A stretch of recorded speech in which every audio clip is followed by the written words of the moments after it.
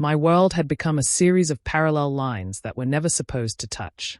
There was my life with the secret, the one lived in the suffocating silence of my fear. Then there was my life at school, a performance I had to put on every day. And running parallel to both, always just out of reach, was Adrian. He was everywhere and nowhere. I saw him in the halls between classes, his gaze always finding mine for a second too long before he looked away. I saw him in the cafeteria, eating with his friends, his laughter a painful echo of a night I couldn't forget. It was a constant, simmering tension between us, a silent language of unspoken regret that only we understood. He avoided me, and I did the same, but the distance only made the pull stronger. A group project was all it took to shatter the fragile peace I had built. The assignment was a semester-long project on modern American literature, and our English teacher, Ms. Williams, had the most infuriating habit of pairing people with partners they needed to learn to work with. I should have known my luck was running out when she called my name, followed by his. Adrian and Aloan, you're together. My heart dropped to my stomach, a cold, sickening stone. I wanted to scream, to run out of the classroom, to do anything but be forced to spend the next 4 months in a room with the one person who knew the truth of my body without even knowing it. I could feel his eyes on me, a weight on my shoulders that made me want to shrink into myself. I didn't dare look back. The first meeting was an exercise in pure, unadulterated tension. We met in the library, a neutral ground, but the air between us was anything but. We sat at a large table, a pile of books between us like a physical wall. The silence was deafening. My hands, resting on the table, felt clammy and cold. I could feel his eyes on me, watching, waiting for me to break the silence. We should probably start, I finally said, my voice barely a whisper. I refused to look at him. I couldn't. I was afraid of what I would see in his eyes, pity, disgust, or worse, indifference. He didn't answer. He just reached across the table and took a pen from my hand, his fingers brushing mine in a fleeting, accidental touch. A jolt, a familiar surge of electricity, shot through me. I pulled my hand back as if I'd been burned, and he finally spoke. "Yay. Start." We worked in silence for what felt like an eternity, the only sounds the rustle of pages and the scratch of our pens.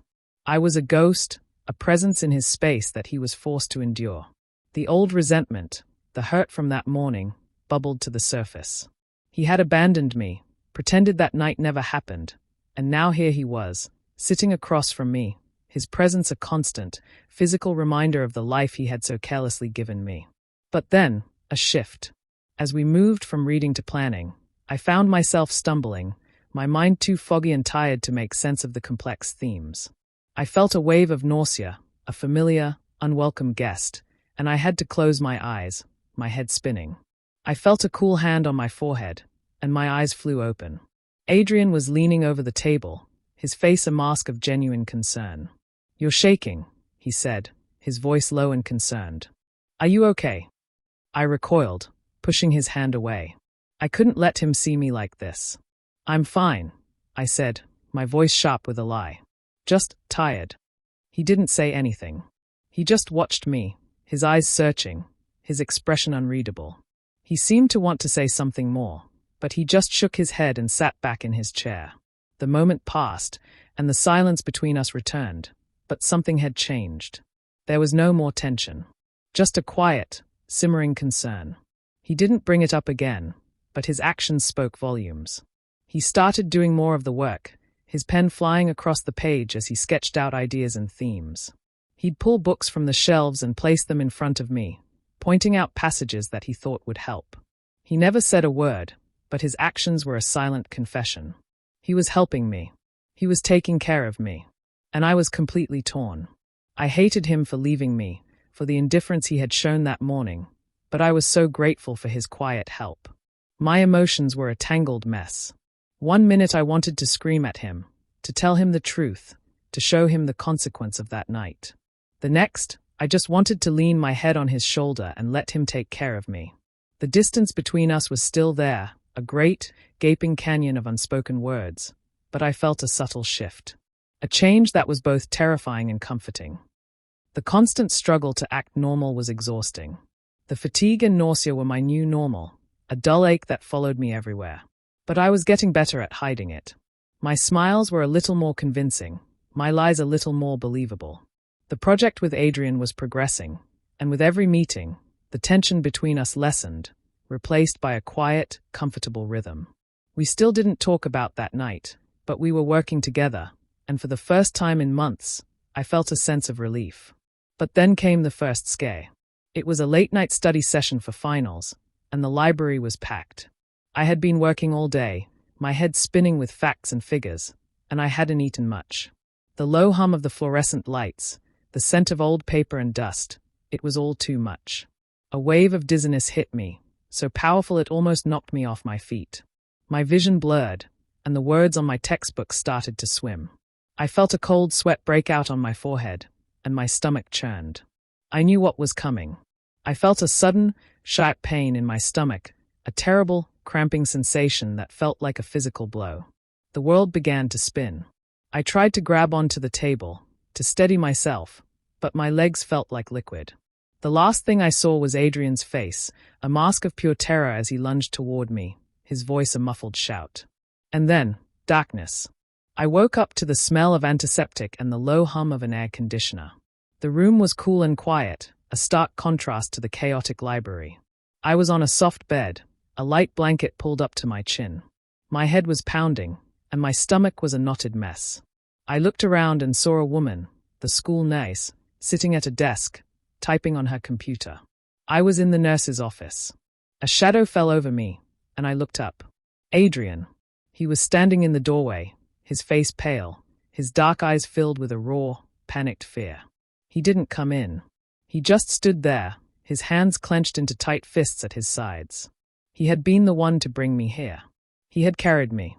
Our eyes met, and in that one shared moment, all the unspoken words, all the secrets, all the lies, came crashing down. There was no need for words. His eyes, usually so guarded, were a window to his soul. I saw the fear, the confusion, and the silent question that hung in the air between us. He knew. He didn't know how or why, but he knew. The secret I had worked so hard to keep, the one I had poured out in the pages of my journal, was now out in the open, a silent, damning confession. I felt a wave of pure, unadulterated panic. My heart hammered against my ribs, a frantic drumbeat of terror. I tried to sit up, to run, but my body felt too weak. I needed to get out of there. I needed to be anywhere but there, with him, with the terrible truth hanging in the air. He took a step into the room, his eyes fixed on me. What was that? He asked, his voice low and shaky. He didn't even need to say what. We both knew. We both knew that it was more than just a fainting spell. I shook my head, my eyes pleading with him. It's nothing, I whispered, my voice thick with a lie. Just stress. I'm fine. But he wasn't buying it. He walked to the side of the bed, his presence a heavy weight in the room. He reached out and, so gently, ran a hand over my forehead. You're not fine, he said, his voice barely a whisper. You're not okay. You haven't been for a while. His words, his touch, were too much.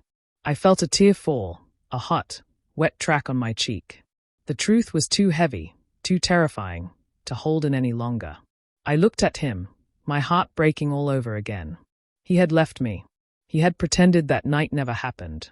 And now, here he was, worried about me, a constant, confusing presence in my life.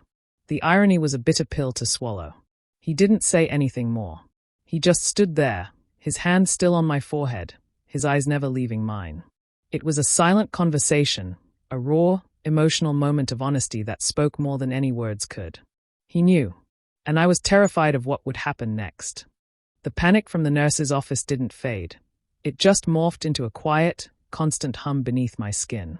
Adrian hadn't said anything since that moment, but his presence was different. He wasn't avoiding me anymore. He was watching me. I could feel his eyes on my back in the halls, in the cafeteria, a silent, constant weight that made my stomach churn with anxiety. He knew, and I had no idea what he was going to do about it. The secret, once a heavy weight, now felt like a suffocating blanket. I was drowning. The isolation was a physical thing, a constant, empty feeling in my chest. I couldn't keep this to myself anymore. I needed to tell someone. I needed to share the burden. My mind went to the one person I trusted with my life, Marcus. We were sitting in my bedroom, a pile of school books and half-eaten pizza boxes surrounding us. We had been trying to study for finals, but my mind was a million miles away, replaying the scene in the nurse's office, my stomach a knotted mess.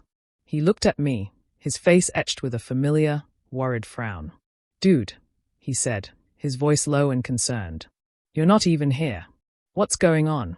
You've been acting weird for months." I closed my eyes, a wave of despair washing over me. This was it, the moment of truth. I took a deep breath, the words a bitter pill in my mouth. "I have to tell you something," I whispered, my voice barely audible. "Something big." He leaned forward, his expression serious. "Hey, man, whatever it is, you can tell me. You know that." I looked at him, his face a constant, unwavering beacon of friendship. He was the one person in my life who would never judge me. I had to trust him. I took a deep breath, the words tumbling out of my mouth in a hurried, nervous jumble. I'm pregnant. I'm having a baby." The silence that followed was a physical thing, a heavy, suffocating weight in the room. Marcus stared at me, his eyes wide with a mix of shock and disbelief. He looked from my face to my stomach, his brow furrowed in a deep, confused frown. "You what?" I nodded, a single tear leaking from my eye. The confession, now out in the open, was a raw, vulnerable thing. The fear of his rejection, of his judgment, was a cold knot in my stomach. He didn't say anything for a long time. He just stared at me, his mind racing, trying to make sense of the impossible. I could see the puzzle pieces clicking into place, the nausea, the fatigue, the constant worry.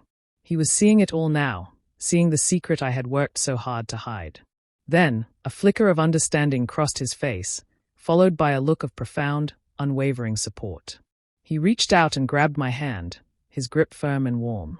"Dude," he said, his voice a low, shaky whisper. "Oh my God. Are you okay?" The question, so simple, so genuine, was enough to break me. I shook my head, my shoulders heaving with silent sobs. He pulled me into a tight hug, his arms a comforting weight around me. He didn't ask who the father was. He didn't ask how. He just held me, a silent, unwavering wall of support against the storm. "We'll figure this out," he whispered, his voice thick with emotion. "Together. I'm not going anywhere." The confession, once a terrifying prospect, was now a small, sweet sense of relief. The burden, once mine alone to carry, was now a shared weight. I had a partner in this impossible journey. I was no longer alone. But the relief was short-lived. My mind went to Adrian, the boy who knew, the boy who was still a ghost in my life. He was a constant, silent presence, and I had no idea what he was going to do. The relief from telling Marcus was a fragile, fleeting thing. It felt like I had taken one step forward only to be met with a sheer cliff face.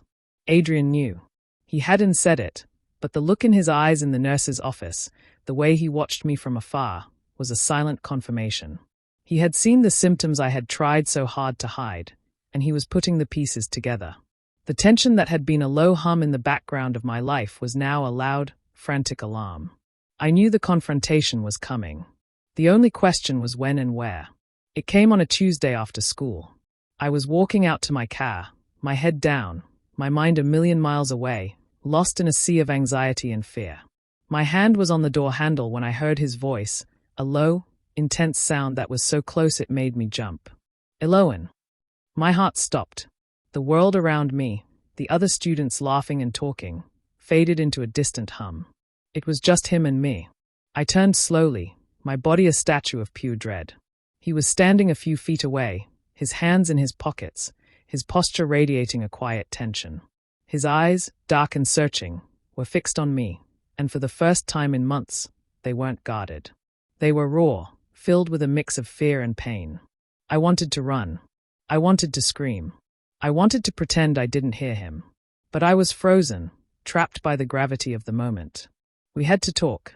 The lie had to end. "I need to talk to you," he said, his voice barely a whisper. He gestured to the empty school parking lot, a place of isolated silence. I nodded, my throat too tight to speak. We walked in silence, the distance between us a physical representation of the chasm of lies we had built. We stopped in a far corner of the lot, a place where no one could see us. The air was heavy, thick with the weight of unspoken words. He looked at me, his eyes full of a pain that mirrored my own.